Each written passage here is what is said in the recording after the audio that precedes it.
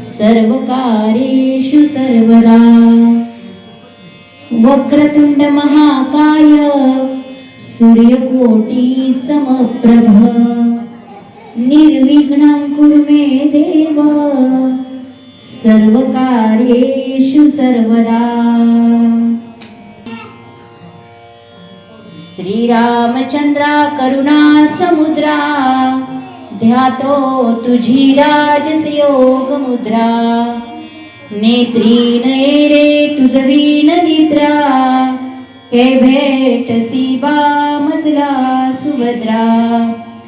श्रीराम समर्थ जयाचा जली जन्मनामार्थ झाला जयाने सदा वासनामात केला जयाच्या मुखी सर्वनामाम कीर्ती नमस्कार त्या ब्रह्मचैतन्य मूर्ती।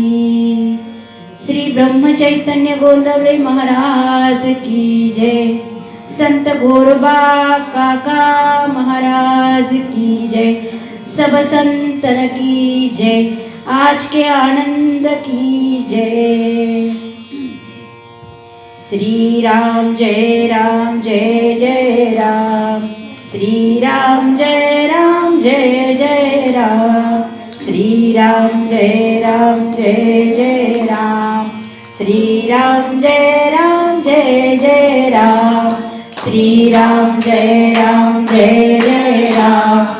श्री राम जय जय राम। श्री राम जय जय राम। श्री राम जय जय राम। श्री राम जय जय राम। श्री राम जय जय राम। श्री राम जय जय राम। श्री राम जय जय राम। श्री राम जय जय राम।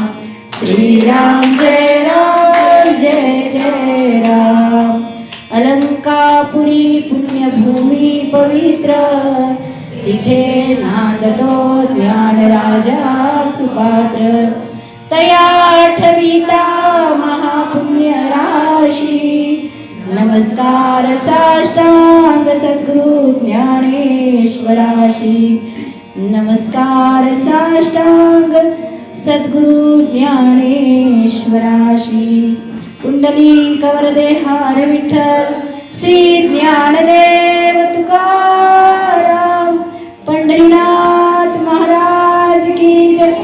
अवधूत चिंतन श्री गुरुदेव दत्त गोपाळ कृष्ण भगवान की जय। श्री ब्रह्म चैतन्य गोंदवले महाराज की जय।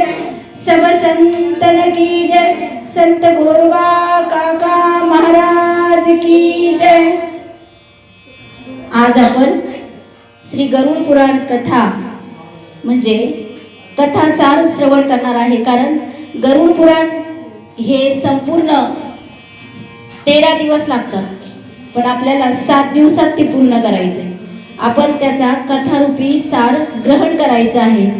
आज आपण श्री गरुड पुराण ही कथा श्रवण करण्यासाठी का जमलो तर हा योग कसा आला तर स्वर्गीय सौभाग्यवती आपल्या पुष्पाताई अण्णासाहेब जाधव यांच्या स्वर्गीय वासामुळे आज आपल्याला हा कथा श्रवणाचा योग आलेला आहे। खरं पाहायला गेलं तर कथा श्रवण करायची गरुड पुराण ही कथा जर कधी श्रवण करायची असेल तर जिवंत असतानाच करायची असते। जीवन जगत असतानाच कथा श्रवण करायची असते। आपण कोणी मृत्यू झाल्यावर ही कथा श्रवण करतो पण मी तर म्हणेन की आपण जेव्हा जिवंत असतो तेव्हाच ही कथा ऐकायची म्हणजे आपण जीवनामध्ये जीवन कसं जगायचं हे आपण कळतं आपल्याला नाहीतर कळत नाही। म्हणजे आपण जीवन कसं जगायचं म्हणजे कोणी आपल्याशी दुश्मनी केली कोणाचा आपण व्यवहार बुडवला तरी आपण कसं वागलं पाहिजे हे आपल्याला गरुड पुराण शिकवतं। आणि गरुड पुराण गरुड हा विष्णूंचं वाहन आहे आणि त्याचं पुराण आहे। आता कोणी म्हणाल की गरुड पुराण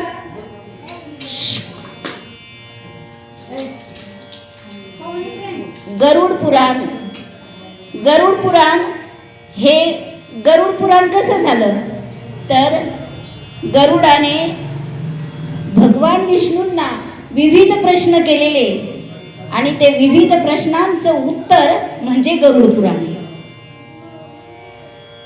तर गरुड हा पक्षी कोण होता तर कश्यपांचा मुलगा होता.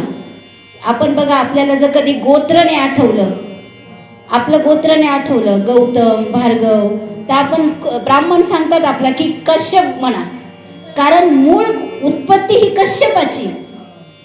कश्यप ऋषी हे सप्त ऋषींपैकी एक ऋषी आहे कश्यप ऋषी. आणि कश्यप ऋषींना 3 पत्नी होत्या, आदिती, दिती आणि कद्रू ह्या 3 पत्नी होत्या. आणि त्यातल्या आदितीला देव झाले म्हणजे इंद्र, 33 कोटी देव हे आदितीचे. आणि दिती हिचे कोण होते राक्षस.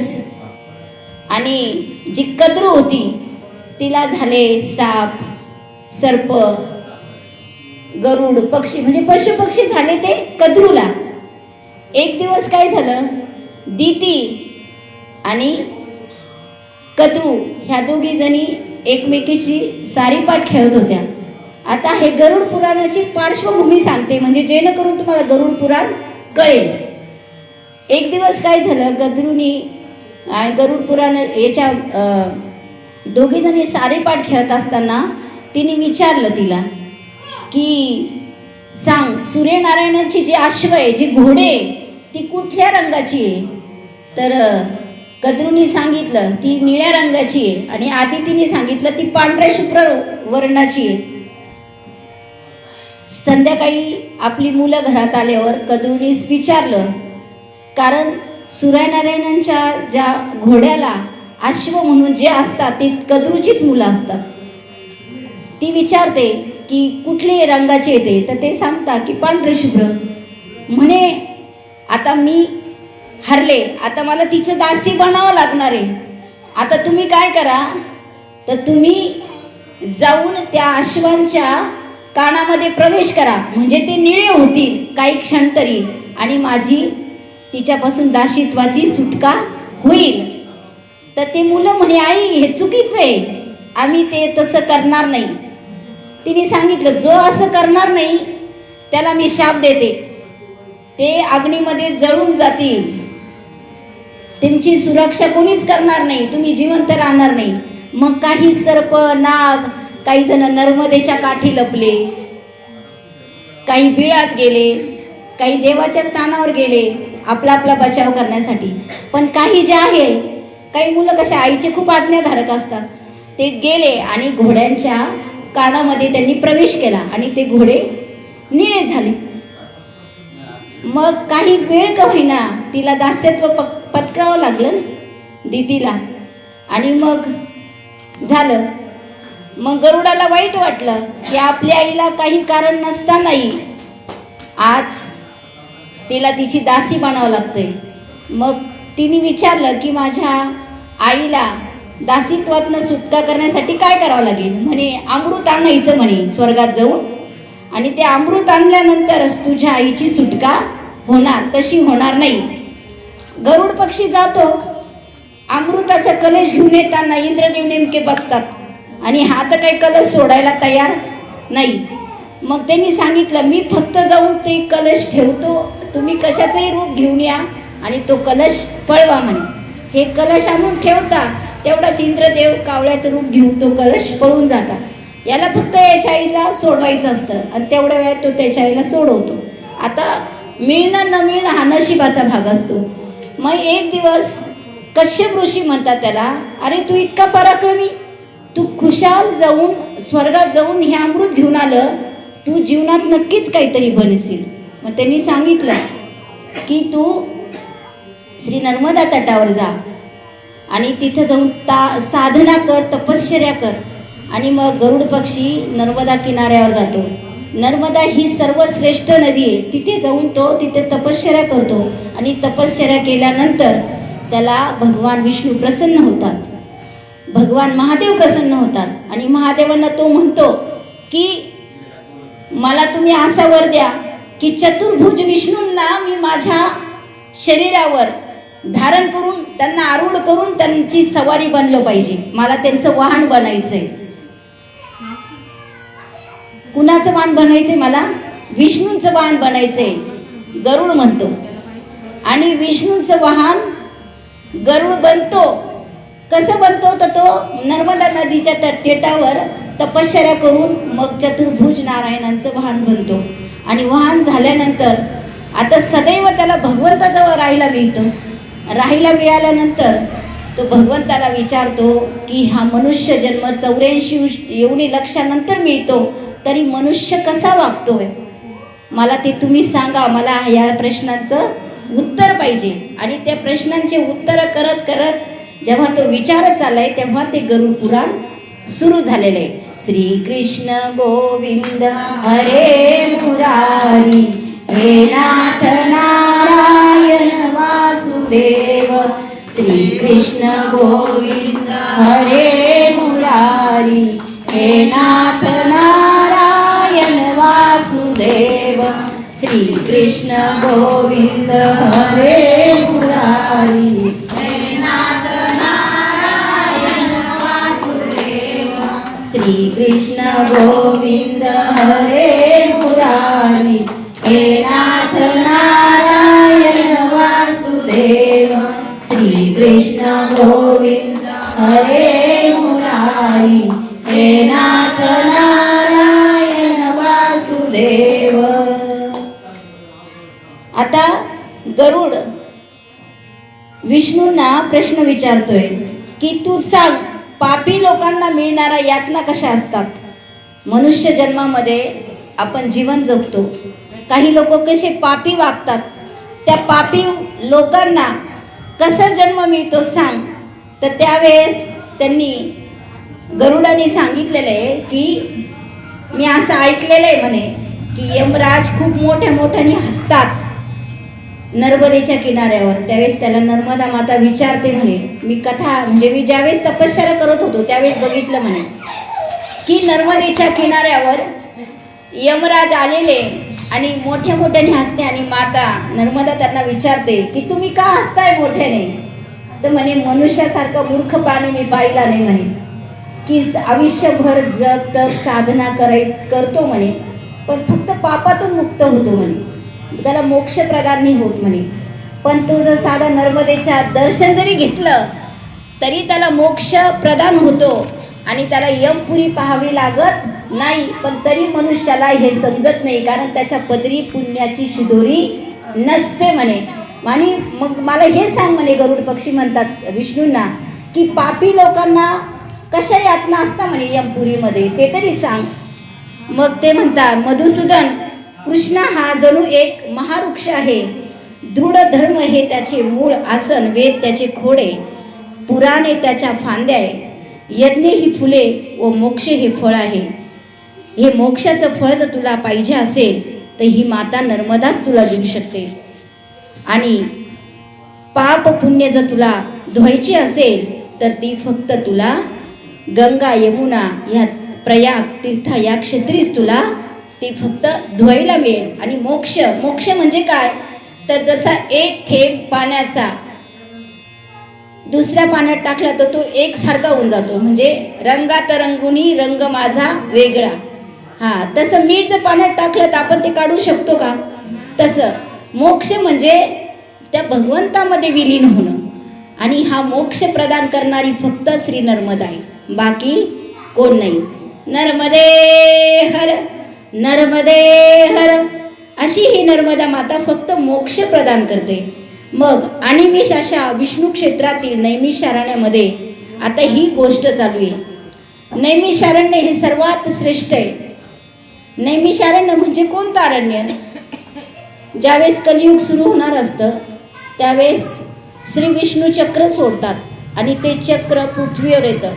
आणि जिथं हे चक्र थांबेल तिथं ऋषीमुनींनी तिथे वास करायचा असं भगवान विष्णूंनी सांगितलं.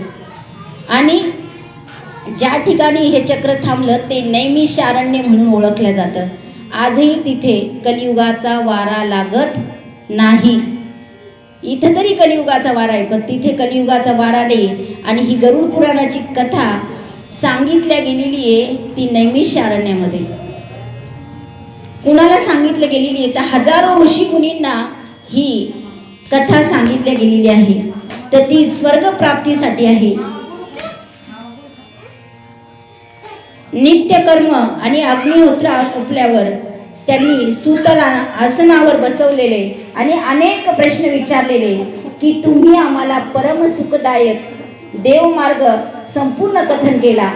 आता संसारात पापी लोकांची यातना कशी ती तुम्ही आम्हाला सांगा. त्यावर ते म्हणाले अति अवघड अशा यममार्गाचे मी तुम्हाला वर्णन करतो. परंतु मनुष्य जगत असताना अहंकारी असतो, त्याला हे कळत नाही. तो म्हणतो की मेल्यानंतर कोणी पाहिलंय. तो पुण्यवान लोकांना सुखवाह असतो पण पाप्यांना मात्र खूप दुःखदायक असतो. पुण्यवान लोक जी सदैव दुसऱ्यांच्या जीवाला जाणतात त्यांच्यासाठी हा यममार्ग सुखकर असतो.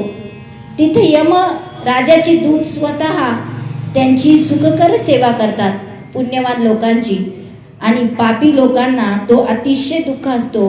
मग हाच प्रश्न गरुडाने विष्णू भगवंताला विचारलाय की माझं शंका निरसन करा. एकदा वैकुंठात श्रीहरी प्रसन्न स्थितीत शांतपणे बसले त्यावेळेस हा प्रश्न विचारलेला आहे. भक्तीच्या अनेक वाटा सांगितलेल्या आहे असं विष्णू भगवंतांनी सांगितलेले. त्याचप्रमाणे देवभक्तांना मिळणारी उत्तम गती सुद्धा वर्णन करून सांगितली. तर आता मी असे ऐकले आहे की तुमची भक्ती न करणारे प्राणी यमलोकात जातात. तो मार्ग फारच कठीण आहे. जो भक्ती करेल त्याला तो मार्ग कठीण नाही. भगवंताचे नाम फार सोपे आहे पण ते येण्यासाठी ते जिभेवर येण्यासाठी अनंत जन्माचं पुण्य लागतं. तेव्हाच ते नाव भगवंताचं मुखी येतं, नाहीतर येत नाही. लोक नरकात जातात म्हणून त्यांना नरकधमाचा धिक्कार असू म्हणे. एवढ्यासाठी देवा अशा पाप्याची जी दुर्गती होते आणि यम मार्गावरून जातेवेळी जे दुःख भोगतात ना ते आता ऐक कसं दुःख असतं ते. त्यावर भगवंत सांगू लागले अरे पक्षीराज, तो यम मार्ग ऐकताना भीती वाटते बरं का, पण त्या वाटेवरूनच पापी लोकांना नरकात जावं लागतं. तो कसा आहे तो नीट ऐक. गरुडा, जे निर्दय अधर्मी दृष्टांचे सांगते असतात, जे दृष्टांच्या संगतीत राहतात, चांगल्या संगतीत राहत नाही, मीपणाचा गर्भ घेऊन मिरवतात ना, अशा लोकांना खूप हा त्रासदायक आहे. जे प्रतिष्ठेने माजलेले असतात, आसुरी भावना बाळगतात, दैवी गुणांची संपत्ती असलेले नसलेले, सदैव मोहाच्या जाळात गुरफटून कामभोगात रमणारे, तसेच अनेक विषयात आसक्त असणारे, अशांना नरकात जावं लागतं.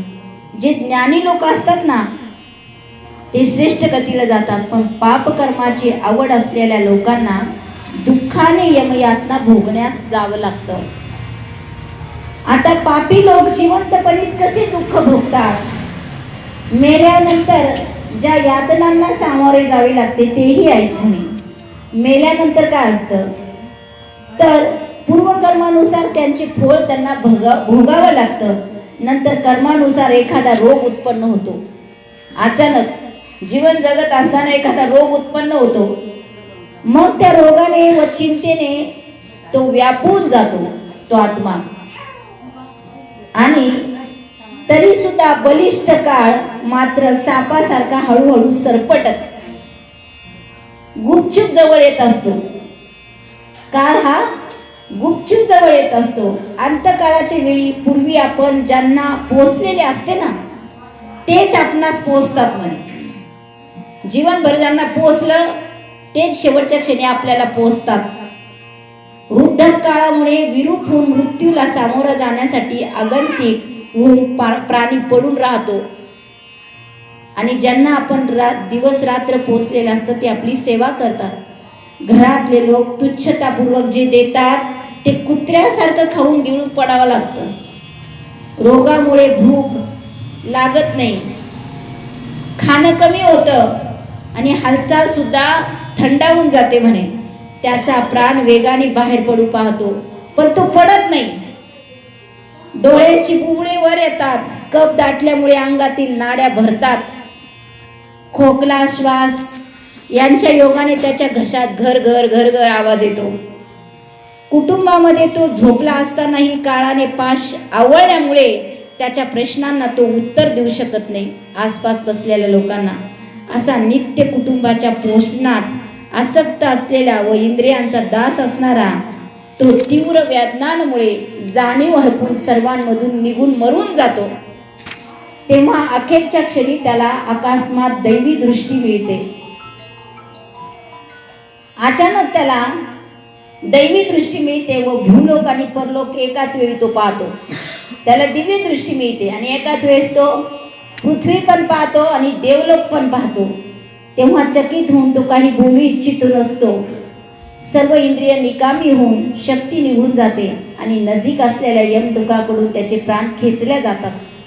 त्यावेळी त्याला ज्या वेदना होता ना, त्या 100 विंचू जर एकाच वेळी चावले ना, तशा वेदना त्याला यमदूत घेऊन जाताना होतात. कारण तो पापी आत्मा असतो. जो माझा भक्त असतो त्याचा आत्मा मी फुलासारखा नेतो. तो फेस तोंडाने ओढत असताना लाळ गळते. यमदूत त्याला ओढून नेतात. कारण का विंचवासारखे 100 विंचू त्याला चावलेले असतात. त्यामुळे पापी लोकांचे प्राण मात्र बहुतांशी लिंग, योनी अथवा महादारातून जातात. जे पापी लोक असतात त्यांचा आत्मा योनीतून जातो, लिंगातून जातो. त्यावेळी हजर असलेले 2 यमदूत भव्य शरीराचे, ते कसे असतात? नग्न असतात, दात ओठ चावत असलेले, हाती फास आणि दंडुका घेतलेले असतात. त्यांचे डोक्याचे केस राट असून काळा कुळकुळीत रंग असतो. तेव्हा त्यांना घाबरून मरणाऱ्या जीवाचे मलमूत्र विसर्जन होतं. आपण म्हणतो की तो मृत्यू झाला, त्याची खूप घाण झाली, त्याचं मूत्र वगैरे सडलं, सर्व पडलं. पण कोणाला पाहून पडतं? ते यमाला पाहून पडतं. कारण ते इतके म्हणजे असे क्रूर दिसतात. ते पाहून तो त्यांना घाबरतो आणि मग तो त्यांचं मलमूत्र विसर्जन करतो. तो अंगठ्या एवढा जीव शरीरातून निघताना आपले घर पाहतो, मोठमोठ्याने हाहाकार करतो. पण यमदूत त्याला शरीरामध्ये प्रवेश करून देत नाही आणि ओढून घेऊन जात असतात. त्याला यातना भोगण्यापुरता एक देह चढवून मग गळ्यात फासा टाकून, जसे राजदूत गुन्हेगाराला नेतात ना, तसे त्या आत्म्याला तो यमदूत घेऊन जातो. गुन्हेगारासारखा ओढून घेऊन जातो आणि तो मागे ओढून ओढून पाहतो आपल्या घरातल्या लोकांना, जे रडत असतात, रुंदन करत असतात. त्यांना पाहून त्याचे पाय पुढे जात नाही. तेव्हा यमदूत त्यांना मार्गामध्ये मारत नेतात. नेताना ते दूत त्याला नरकाची भीती दाखवतात. तू जर नाही चालला तर तुला ह्या नरकात फेकू, त्या नरकात फेकू, धमक्या देतात. आणि असं म्हणून तो जीवात्मा पुढे चालत असतो. ते बोलतात, अरे दृष्टा, चल, पाय उचल लवकर, तुला यमासमोर जायचंय. नंतर आपल्या त्या नातेवाईकांना बघ. आयुष्यभर जीवनभर तुझे नातेवाईकच बघितले ना, आत्ता सुद्धा तेच बघतो का? तुला कुंभी पाक वगैरे सर्व नरकात आम्ही घेऊन जाऊ. ते त्याचे शब्द ऐकून व नातेवाईक लोकांची रडणे आठवून तो जीव जोर जोराने रडत भुकत असतो. आणि तो जितका भुकतो, जितका रडतो, तेवढाच त्या घरातील लोकांना त्रास होत असतो. यमदूत त्याला जोडीत राहतात. त्याच्या धमक्यांनी त्याचे हृदय फाटते. त्या जीवात्म्याचे तो कापर भरतो. तसाच कुत्रे लचके तोडतात त्याचे रस्त्यामध्ये. तेव्हा तो आपली आयुष्यातील पापे आठवीत चालतो. आपण आयुष्यभर काय पाप केलं? वरून सूर्य आग वकीत असतो, वनवा पेटतो, गरम वाफांनी भाजून निघतो तो आत्मा. सावली, पाणी अगर विसावा पण नसतो वाटेमध्ये. अशा परिस्थितीत यमदूताच्या चाबकाचे फटके खात ओसाड वाळवंटातून तो नाईलाजास्तव चालत राहतो. आणि आपल्या नातेवाईकांची रडणे त्याच्या कानावर येत असतो. आणि म्हणून तो अजून रडत असतो. म्हणून कोणी गेल्यावर रडायचं कारण त्या आत्म्याला त्रास होत असतो. जागोजागी थकून व बेशुद्ध होऊन तो कोसळतो, पण पुन्हा धडपडून उठून चालू लागतो. वाटेत कुठं विसावा घेऊन त्याचे डोळे मिटले तर अचानक त्याला आपल्या नातेवाईकांचे रडू ऐकू येते आणि त्याला पुन्हा त्रास सुरू होतो. अशा प्रकारे या पाप्याला यमराज्यात नेले जाते. तेवढा प्रवास 2 ते 3 मुहूर्तामध्ये पार पडतो. 2 ते 3 मुहूर्तातच पडतो. काय तिथे त्या जीवाला नरक यातनांचे भयानक दर्शन घडवले जाते. ते सर्व पाहिल्यावर क्षणार्धात त्याला पुन्हा मृत्यू लोकात आकाश मार्गाने आणतात. आता आधी पृथ्वीवर चाललेले असतात, ते 2 ते 3 प्रहरात पोहोचतात आणि आता आकाश मार्गाने नेतात. त्याला पुन्हा पूर्वीच्या वासनामय देहात शिरावेसे वाटते. तो देहाचं दहन झालेलं नसतं.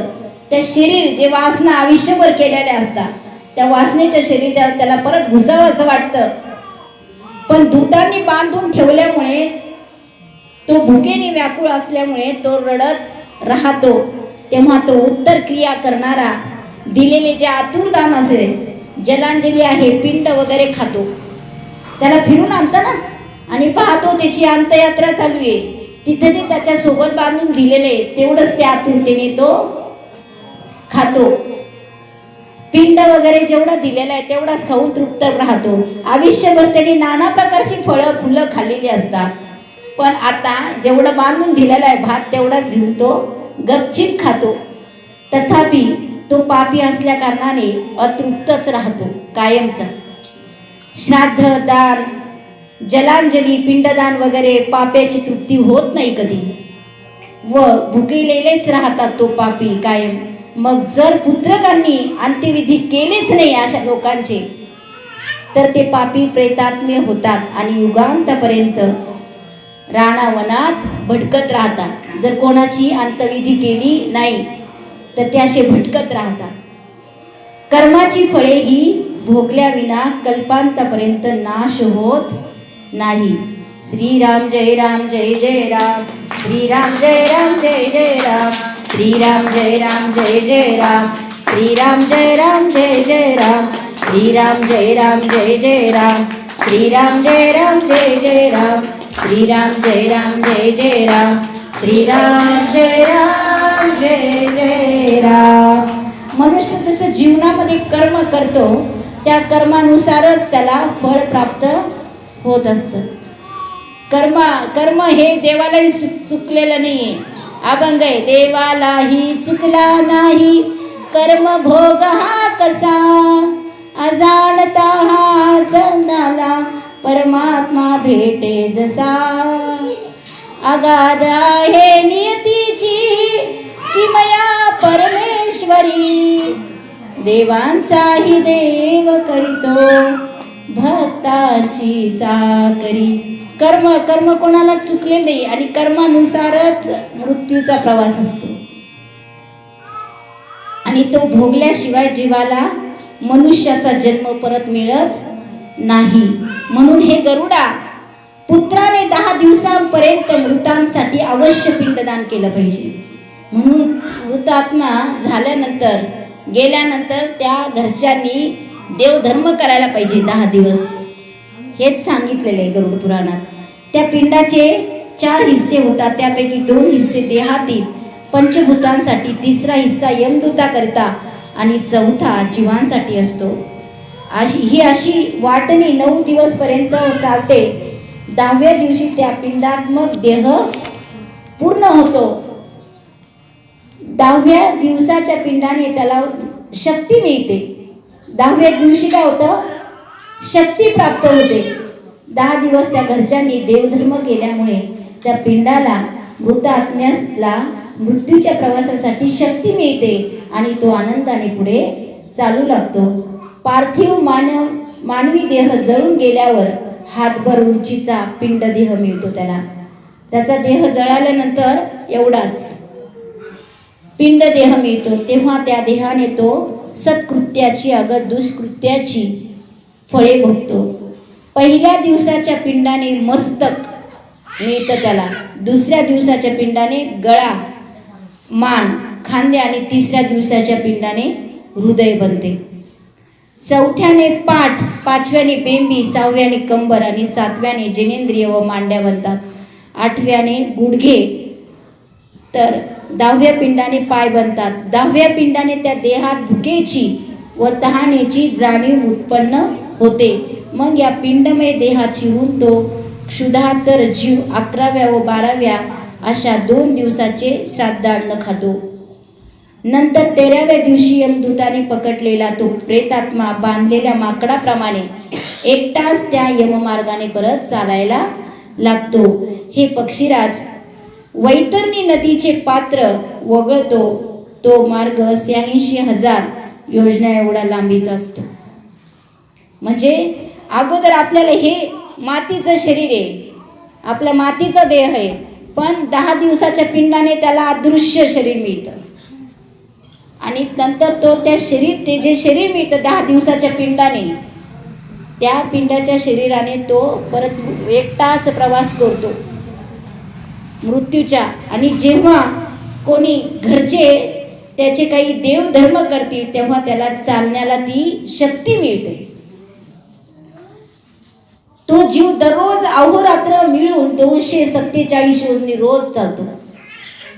पण त्याच्या घरच्यांनी जर काही भक्ती मार्गातील काही त्याला अर्पण केले तर त्याचा काळ सुखद होतो. पापी यमधर्माच्या नगरात तो जाऊन पोचतो. आणि जर पाप्याच्या घरच्यांनी कोणीच काही केलं नाही तर त्याला ती वाट काटेरी फुलांसारखी होते. पहिले नगर, त्याला तिथं गेलं की पहिलं त्याला कोणतं नगर लागतं तर शौरीपूर. दुसरं लागतं, पहिलं सौम्य नावाचं लागतं, दुसरं शौरीपूर. आपण म्हणतो की आम्ही पुण्याला जाताना इतकी गावं लागली, तसं यमपुरा जाताना किती गावं लागतात? 16 गावं लागतात. धर्माची भुवन 16 लागतात. ती कोणती तर सौम्य, शौरीपूर, नगेंद्र भवन, गंधर्वपूर, शैलागमपूर, क्रौंच, कुरपूर, विचित्र भवन, दुःख देणारे, भवादपूर, नानाक्रंदपूर, सुप्तत्व भवन, रौद्रपूर, पर्यवर्षण आणि शिलाढ्यपूर, बहुभित्रीपूर आणि धर्मभवन अशी 16 धर्मभुवन यमपुरी लागतात.